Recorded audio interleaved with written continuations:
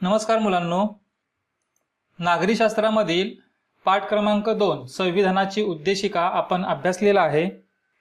या पाठाखाली असलेला स्वाध्याय आपण या व्हिडिओच्या माध्यमातून पाहणार आहोत। त्यातील पहिला प्रश्न आहे, शोधा आणि लिहा।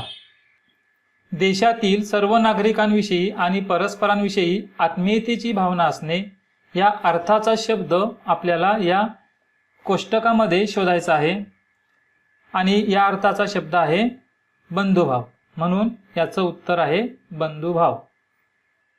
राज्यकारभाराची सत्ता लोकांच्या हाती असणे या अर्थाचा शब्द आहे लोकशाही। इथे बघा, रेषेच्या साहाय्याने इथे लोकशाही हा शब्द दाखवलेला आहे। उद्देशिकेलाच म्हटले जाते। काय म्हणतात उद्देशिकेला? उद्देशिकेलाच सरनामा असे देखील म्हटले जाते।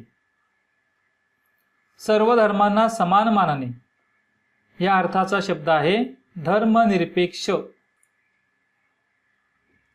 प्रश्न दुसरा, लिहिते होऊया। धर्मनिरपेक्ष राज्यात कोणत्या तरतुदी असतात?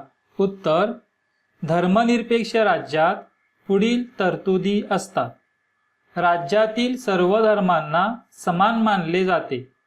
कोणत्याही एकाच धर्माला राज्याचा धर्म मानला जात नाही। नागरिकांना आपल्या धर्माचे पालन करण्याची मुभा असते। नागरिकांना धर्माच्या आधारावर भेदभाव करता येत नाही। प्रौढ मतदान पद्धती म्हणजे काय?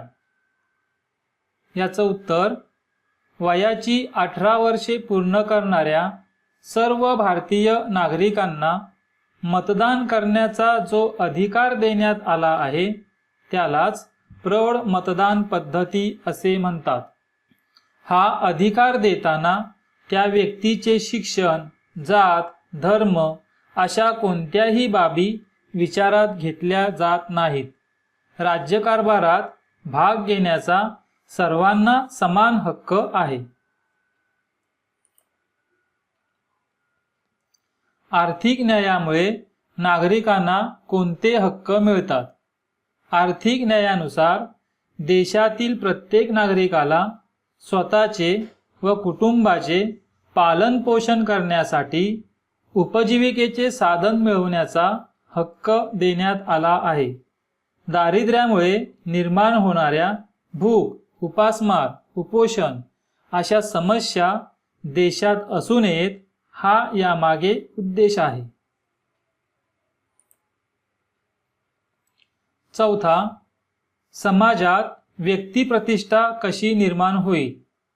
या प्रश्नाचं उत्तर आहे, प्रत्येक व्यक्तीला जात, धर्म, वंश, पैसा इत्यादी वरून नाही तर माणूस म्हणून सन्मान मिळणे म्हणजे व्यक्तिप्रतिष्ठा राखणे होय। प्रत्येक व्यक्तीने दुसऱ्या व्यक्तीशी आदराने व सन्मानाने वागले पाहिजे।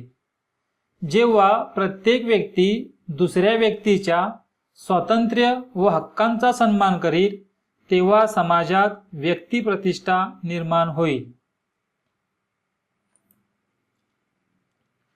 प्रश्न तिसरा, आपल्याला मिळालेल्या स्वातंत्र्याचा उपयोग आपण कशा प्रकारे केला पाहिजे? तुमचे मत लिहा।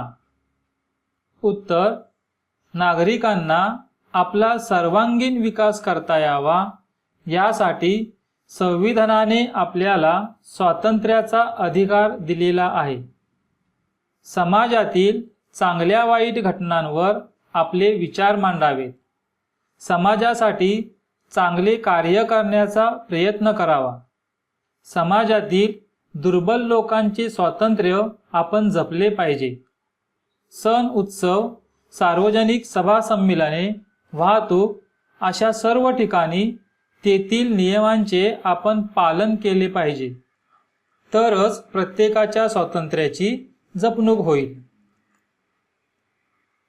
प्रश्न चौथा, संकल्पना स्पष्ट करा।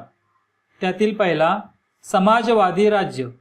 उत्तर, समाजवादी राज्य म्हणजे असे राज्य जिथे गरीब श्रीमंत यांच्यात मोठी दरी नसते, देशाच्या संपत्तीवर सर्वांचा समान हक्क असतो. संपत्तीचे केंद्रीकरण काही लोकांच्याच हाती होणार नाही याची काळजी घेतली जाते. भारतीय संविधानाने लोकशाही समाजवादी राज्याच्या संकल्पनेचा स्वीकार केला आहे. समता. उत्तर. उद्देशिकेने भारतीय नागरिकांना दर्जा आणि संधी या बाबतीत समतेची हमी दिली आहे. जात, धर्म, वंश, लिंग, जन्मस्थान इत्यादीवर आधारित भेदभाव न करता माणूस म्हणून सर्वांचा दर्जा समान असेल. उच्च नीच, श्रेष्ठ कनिष्ठ असा भेदभाव करू नये. सर्वांना आपल्या विकासाच्या समान संधी प्राप्त होतील त्या उपलब्ध करून देताना कोणताही भेदभाव न करणे म्हणजे समता होय. पुढील संकल्पना आहे सार्वभौम राज्य. उत्तर. एखादे राज्य परकीय सत्तेच्या नियंत्रणाखाली नसणे म्हणजे सार्वभौम राज्य होय. सार्वभौम राज्याला राज्यकारभार करण्याचा सर्वश्रेष्ठ अधिकार असतो.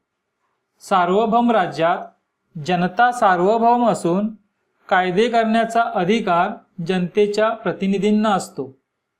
ब्रिटिशांची राजवट संपुष्टात आल्यावर 15 ऑगस्ट 1947 रोजी भारत हे सार्वभौम राज्य बनले. चौथी संकल्पना आहे संधीची समानता.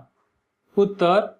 भारतीय संविधानाच्या उद्देशिकेने संधीची समानता हे तत्व मान्य केले आहे. प्रत्येक नागरिकाला विकासाच्या समान संधी दिलेल्या आहेत. या संधी उपलब्ध करून देताना नागरिकांत त्यांची जात, धर्म, भाषा, प्रांत इत्यादी बाबतीत भेदभाव केला जाणार नाही याची खात्री दिली आहे. प्रश्न 5वा. भारतीय संविधानाच्या उद्देशिकेत कोणकोणत्या महत्त्वाच्या बाबींचा उल्लेख केला आहे?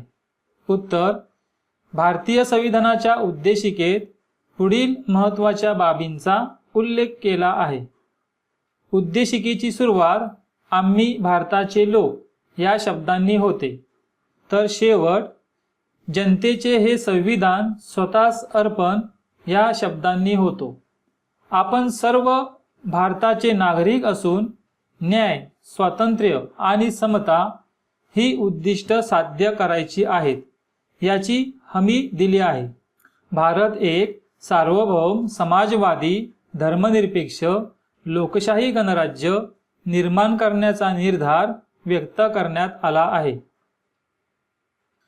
मुलांनो, संविधानाची उद्देशिका या पाठाचा स्वाध्याय आपण पाहिला. पुढील व्हिडिओच्या माध्यमातून अशा प्रकारे आपण वेगवेगळ्या पाठावर आधारित स्वाध्याय अभ्यासणार आहोत. धन्यवाद.